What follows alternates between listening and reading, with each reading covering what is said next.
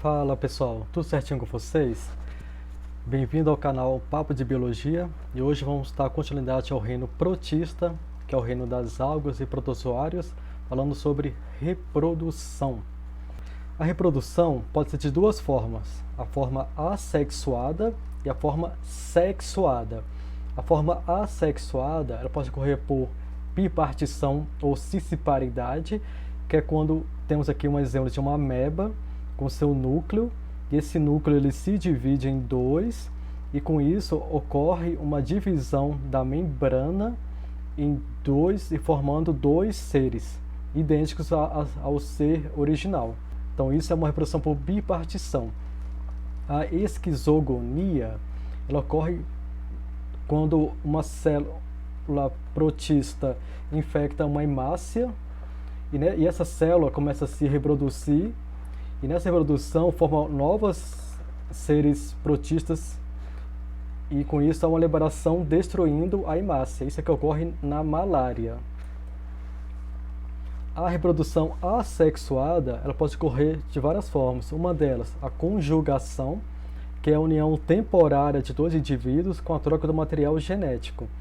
Então existe aqui um macronúcleo, que é importante assim mais para o metabolismo da célula, e o micronúcleo, que é mais importante para a reprodução da célula, de forma sexuada ou assexuada. Então, esses dois indivíduos eles se emparelham, como aqui é mostrado. Os micronúcleos eles se dividem, por meiose e originam 4 núcleos haploides, ou seja, que são N, de 2 Ns para N no caso. 3 deles eles se degeneram, e o que restam aqui se divide por mitose, e na conjugação há a troca desses micronúcleos.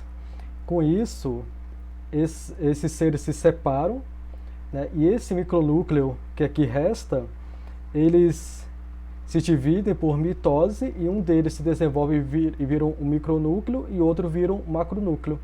Daí assim há uma variabilidade genética entre esses seres. Uma outra forma de reprodução sexuada é a singamia, que ocorre uma fecundação, que ocorre mais em algas, que é a união de um microgameta N formando um ovo 2N.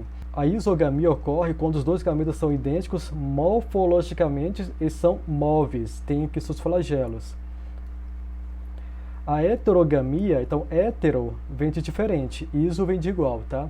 Então heterogamia é quando dois gametas são distintos morfologicamente. Anisogamia, quando um dos gametas é maior do que o outro, sem diferença na forma e na presença de flagelos.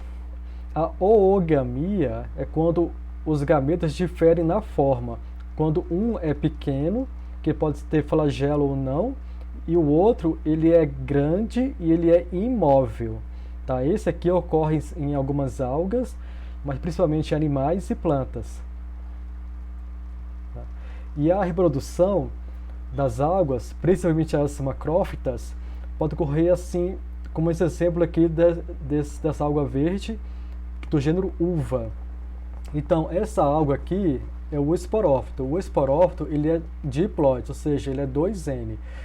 Esse esporófito ele produz esporos, tá? Então esses esporos, cada um deles ele é haploide, tá? Então ocorre uma meiose aqui, 2N para N, meiose, divisão, tá? E esse esporo se desenvolve, tá? E entra aqui na fase haploide, tá? Uma fase N. Então voltando aqui, esse esporo então ele vai germinar, ele vai se desenvolver e vai formar os seus gametas. Então aqui é uma fase gametófita, tá?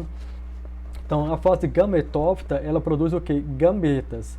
Então aqui produz um gameta N e outro gameta N, tá? E esse gameta, eles são dispersos no meio aquático, e com isso ocorre uma fecundação entre eles, como nós vimos lá atrás, tá? E nessa fecundação, um N mais um N formam 2 Ns, um ser diploide, entrando então na fase diploide, que é a fase 2N.